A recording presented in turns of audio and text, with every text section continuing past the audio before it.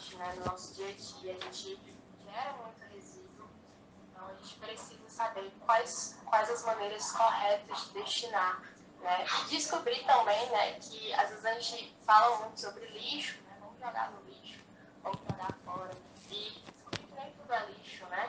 E a gente precisa desmistificar esses termos, essas palavras que a gente usa. Então, vou passar para a Clarice, caso ela queira falar alguma coisa, né, nossa coordenadora. Oi, gente, boa noite. Eu quero só dizer a todos o prazer de conhecer vocês, né? Que a gente vai ter 3 dias de capacitação e que, como a Kelly introduziu brilhantemente, esse é um momento de formação que vai dar origem, né? Que vai dar os caminhos para uma série de atividades, na verdade, de atuação nossa mesmo, enquanto equipamentos de juventude, estruturas que produzem tantos resíduos, mas pensar juntos qual é a melhor maneira de manejar esses resíduos, não produzir, manejar, fortalecer e acolher outros catadores e catadoras. Então, aqui é o primeiro passo, e é bom ter tanta gente nova com a gente pensando junto, e fiquem conosco durante os 3 dias e no decorrer desse desenvolvimento do projeto. Sejam todos bem-vindos. Pessoal, então, boa noite a todos e a todas. Bom, como já a Ana e a Clarice falaram, essa apresentação, na verdade, ela é o primeiro dia de capacitação no que rege ao tema de resíduos sólidos. Mas é importante salientar o que veio antes dessa capacitação, né? Teve muito trabalho, muita conversação com muitas pessoas, e eu queria logo deixar em ênfase aqui 2 grandes parceiros que está formando essa parceria, né? Que é que é a Rede de Catadores e Catadoras de Resíduos Sólidos Recicláveis do Estado do Ceará, e também o Gera Circular. Vou falar aqui brevemente o que é o Gera Circular, né? O nosso querido amigo Harrison tá na apresentação, mas ele está com um problema de saúde na garganta, ele não vai se pronunciar agora, mas à frente, quem sabe. Bom, eu vou falar um texto que ele me mandou, né? E é basicamente o seguinte: o Gera Circular, ele tem uma finalidade socioambiental. Ele auxilia na destinação correta dos resíduos, reconhecendo o importante trabalho realizado pelas associações dos catadores de materiais recicláveis, contribuindo para a visibilidade dessa categoria, que é essencial para a qualidade ambiental. Ou seja, o Gera Circular, ele é o interlink perfeito entre os catadores e a comunidade, certo? Bom, dito isso, vou poder adentrar nesse tema tão importante e tão menosprezado que é resíduos sólidos. Bom, começo a apresentação com a seguinte exclamação: resíduos, o que ninguém te conta. Para começar, é importante entender os temas abordados, sendo ele o panorama geral sobre resíduos sólidos, desde a primeira geração até os dias atuais, a desmistificação do termo resíduos sólidos, como a Ana já citou no começo da apresentação, e a classificação dos resíduos, seguindo a mais utilizada no Brasil, certo? Bom, para entender melhor o que é resíduos sólidos, a gente tem que entender o impacto que ele causa na nossa vida, né? Toda atividade humana, ela requer um certo nível de água e de matéria-prima, independente de qualquer atividade, certo? Da mais sustentável até a mais predatória. Mas, Marcelo, de onde veio esse termo consumo predatório? Ele é um termo muito utilizado em meados, né, depois da Revolução Industrial, onde o ser humano ele atua como um predador da matéria-prima, certo? E ele está literalmente associado à economia linear, que é uma sistematização onde existe a extração, transporte, processamento, produto final e a destinação final inadequada, ou seja, o Estado, a população, ele não se preocupa com a reinjeção do produto, né, no seu ciclo energético. Porque todos nós aqui sabemos que, segundo Lavoisier, na natureza nada se cria, tudo se transforma. Então, em termos de material, o resíduo, né, o que a gente para de usar, o que a gente termina de usar, ele não é um rejeito, e eu vou explicar mais à frente a distinção de resíduo para rejeito, mas, gente, ele não é. Só porque a gente parou de usar, não quer dizer que ali seja o final da vida útil dele. Às vezes, o que você para de usar pode ser o começo para outras pessoas, né? E a economia cíclica, que é o próximo slide, fala direitinho sobre isso. Mas, de antemão, a maioria dos processos, hoje em dia, de produção, tem um gabarito, bem, por assim dizer. No caso do plástico, citado aqui na apresentação, é a extração, o transporte da matéria-prima, né? O processamento da matéria-prima e o produto final. E esse produto ele é encaminhado a nós, né, consumidores. Já o consumo sustentável, a economia circular, não. Tem a extração, mas a extração bem menor, às vezes até mesmo não tem extração. Tem materiais como vidro, como alguns tipos de metais, que conseguem sim ser reinseridos no ciclo de produção sem precisar da matéria-prima virgem, assim, um termo bastante utilizado na escola acadêmica, é a matéria-prima virgem, que se diz. Então, na economia circular, a gente tem a matéria-prima virgem, só que ela é bem menor em quantidade, e coloca já no final o incremento da matéria que já foi utilizada. É claro, tem um pós-tratamento nisso tudo. E é importante que esse pós-tratamento, ele gera uma valorização, né? E mais à frente eu vou explicar direitinho isso. Bom, depois disso tem do processamento e da junção da matéria-prima virgem com a matéria mesclada, tem um transporte, né? E até o processamento da matéria mista. E aí volta ao ciclo produto final.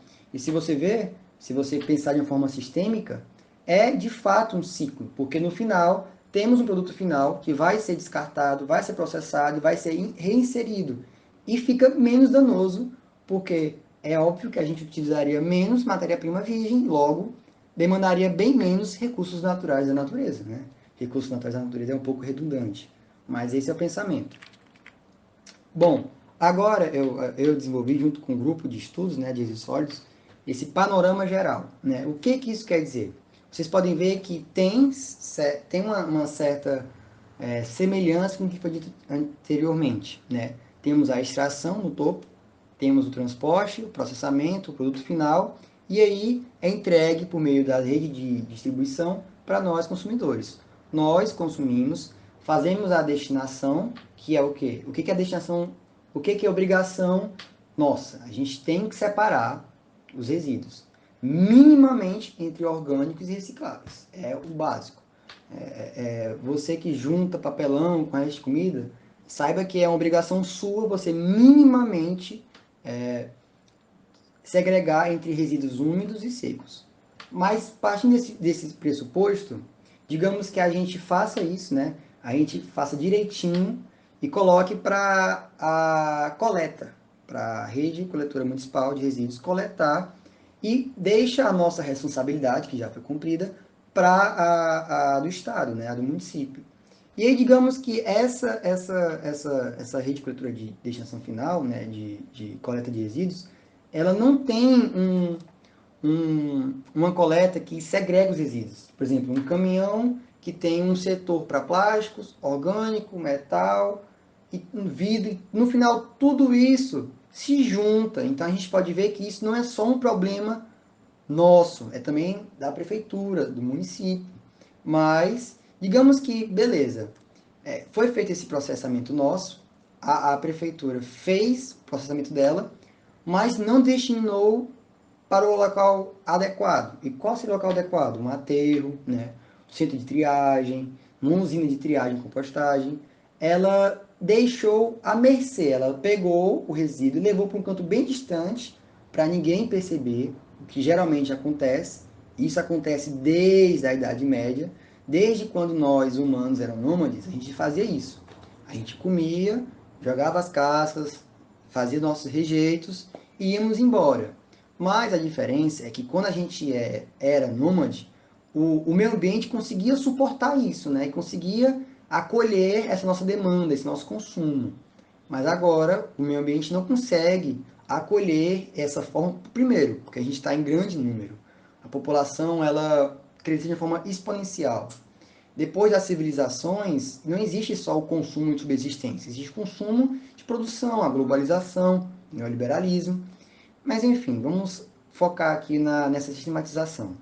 E aí, esse resíduo, ele é deixado num canto, onde ninguém vê, ninguém liga. E o que é esse canto? É um lixão. É basicamente importante salientar que o lixão já foi proibido pela Política Nacional de Resíduos Sólidos, mas vocês vão ver isso mais à frente no segundo dia da capacitação. Então não era para isso acontecer, mas acontece muito. Esse é o cenário que mais acontece e é o pior cenário. É claro, está tendo mudanças desde 2009, mas é importante salientar que isso ainda acontece e é muito recorrente. Mesmo que você tenha dados que mostram que o aterro sanitário ele está crescendo, basta uma falha técnica para o aterro sanitário virar um lixão. Então exige monitoramento, exige uma capacitação, uma equipe qualificada, existe uma condição, né? É importante salientar que o aterro é um local para isso, ele foi feito para isso, para coleta, né? Para tudo isso, para monitoramento, para destinação final, para depois ter um programa de recuperação diária. Pronto. Esse é o cenário que acontece constantemente, que são os lixões. Isso é horrível, é muito danoso, porque é um dano ao meio ambiente, às vezes, a maioria das vezes existe uma lixiviação, ou seja, os resíduos produzem um certo eu queria falar um termo técnico, mas eu vou falar mais como se fosse um certo subproduto dos resíduos, que é um líquido, chorume, lixiviado. Isso entra no solo, podendo então contaminar lençóis freáticos e causar vários problemas ambientais. Além de tudo, os lixões são pontos, né, de concentrações de pragas, porque ele é resíduo, né, em área aberta. Então vai ter muitos agentes patológicos, muitos agentes vetores de doenças que vão estar ali para se alimentar, né? Obviamente. Encerramos esse cenário, vamos para o segundo cenário, onde nós, geradores, né? A gente consome, gera o resíduo, segregamos, e aí a própria prefeitura já tem uma coleta específica para o quê? Para a destinação final adequada, na segregação, que é esse carro lá de cima. E aí desse carro tem várias alternativas. Centro de compostagem, onde eles segregam a matéria orgânica e usam para fazer minerais, para fazer adubo, para fazer subprodutos de origem orgânica, né? E também enviam o que não é orgânico para outras formas, outros centros recicláveis, outras destinações, como por exemplo uma usina de reciclagem, né? E só no final, o que é o rejeito ficará para o aterro sanitário, porque o aterro sanitário ele foi feito, ele foi dimensionado para receber rejeitos, não resíduos, certo? E depois desse processamento, onde é separado, trabalhado, e aí ficou só a matéria reciclável, o resíduo reciclável, vai ser trabalhado esse resíduo, e aí ele pode ser reincrementado na cadeia energética de produção. Então, isso é a economia cíclica. No de cima, perdão, temos a economia cíclica, e no de baixo temos a economia linear, que é muito danosa. E um desses efeitos está no slide seguinte, que é as consequências ambientais, ou seja, esgotamento de recursos naturais, porque é um consumo predatório, onde a gente se procura mais em saciar a nossa vontade, sem importar se vai faltar, se vai ser algo danoso. Então, existe um esgotamento dos recursos naturais. Existe um aumento do volume em aterros sanitários, né? Porque se a gente não aplica a economia cíclica, se a prefeitura, se o município não tem uma política uma política ambiental que tenha essa segregação, esse reaproveitamento, vai ter maior volume de materiais que poderiam ser úteis para processos energéticos, ou seja, maior aumento do volume em aterros sanitários. Uma maior demanda territorial, ou seja, quanto maior volume de resíduos, menos vai poder abortar, logo você vai ter que ter mais aterros, menos áreas, né? Uma maior demanda de custo, certo? Ou seja, isso está propriamente com perigo à saúde pública, ou seja, você vai ter que gastar bem mais com remédio, bem mais com políticas de saneamento, você vai trabalhar com a remediação e não a prevenção, né? Porque quando você faz a economia cíclica, você está trabalhando com a prevenção, você está deixando que aquilo não faça tudo ir pelos ares, bem dizer. Não cause os problemas. Mas com a economia linear, não. Você tem um aumento exponencial de custo e de perigo à saúde pública, certo? E agora eu vou entrar no conceito que eu já disse anteriormente, já dei uma paletinha, mas eu vou agora entrar mais a fundo, que é: você sabia que nem tudo é lixo? Certo? Vou explicar melhor agora. O que é resíduo? O que é rejeito? Né? O senso comum, a civilização, ela acredita que resíduo é tudo aquilo que não tem serventia a nós. Né? E isso é um pouco egoísta, porque muitas das vezes o resíduo que a gente gera pode ter outra finalidade. Então é uma definição minimalista e bastante extremista de consumo, certo? Para fins didáticos, fins didáticos e fins acadêmicos, resíduo é tudo aquilo que ainda pode ser reciclado e reutilizado, ou seja, um reincremento na cadeia energética. Ao passo que rejeito não tem uma possibilidade de reaproveitamento ou reciclagem, seja, por exemplo, resíduos de hospitais. Você não tem como reaproveitar uma seringa contaminada. Você tem que aproveitar uma máscara, um papel higiênico, né? Um absorvente, porque aquilo tem fluidos humanos, é muito arriscado, né? É muito difícil desenvolver a tecnologia, é muito caro e perigoso fazer com que a gente recicle um resíduo de hospital, né?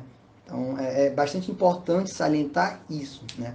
Todo material, por ser de origem natural, ele tem um potencial de reutilização e de reciclagem. Mas nem todo material é de viabilidade econômica, né? A gente vê isso bastante hoje em dia, que boa parte dos materiais, dos produtos reciclados, são bem mais caros que os produtos não reciclados, o que não faz nem o mínimo sentido.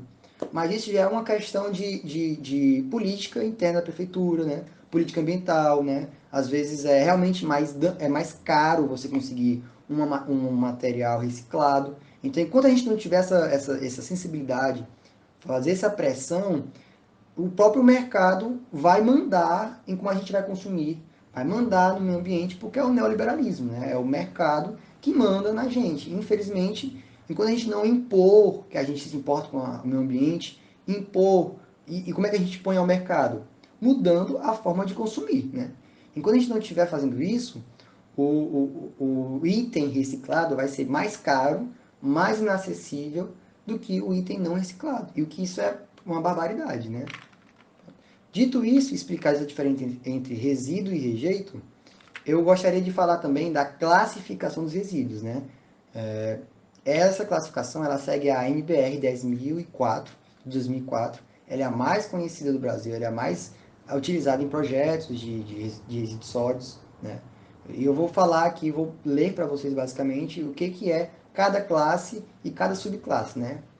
Classe 1 de perigosos. Apresentam características como inflamabilidade, toxicidade, patogenicidade, reatividade ou corrosividade, que são os resíduos hospitalares, como já dito, óleos lubrificantes e etc.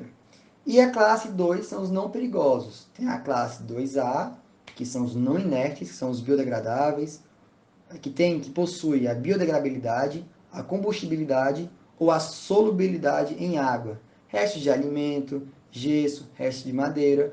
Também tem a classe 2B, que são a inérteis, ou seja, não se solubilizam em água, latas de alumínio, plástico, borracha. Geralmente, a maior parte dos resíduos recicláveis está em classe 2B, certo? Que é onde o meio ambiente ele não consegue incorporar aos seus processos cíclicos, né? Bom, e agora vamos a uns dados. Por exemplo, em 2020 foi gerado no Brasil 82 milhões de toneladas de resíduos urbanos. Também é importante dizer que cada brasileiro gera em média 1 kg de resíduo por dia. Sendo esse 1 kg, 60 a 40% de resíduos sólidos orgânicos, certo? E aí já vai ter já é a próxima apresentação, né? Já é o segundo dia, uma forma de diminuir essa porcentagem na sua destinação, no caso da coleta, para não sobrecarregar, certo? E aqui mais um dado importantíssimo que é 46 milhões de toneladas foram enviadas para os aterros sanitários e 40% foram enviadas para os lixões, certo? É como eu lhe disse, o mear de lixão para aterro sanitário é muito próximo, é muito próximo. Basta um erro funcional, um erro operacional que desregula todo aquele sistema, né, de coleta, transporte, de acondicionamento, de coleta gasosa, de lixiviado, tudo isso, basta um erro operacional, uma camada mal colocada, que começa a um processo de criação de um lixão. E aí toda a preocupação na redução de impactos ambientais vai por água abaixo, certo? E agora eu queria convidar vocês, né, inclusive eu já vi perguntas aqui no chat, a um debate, né?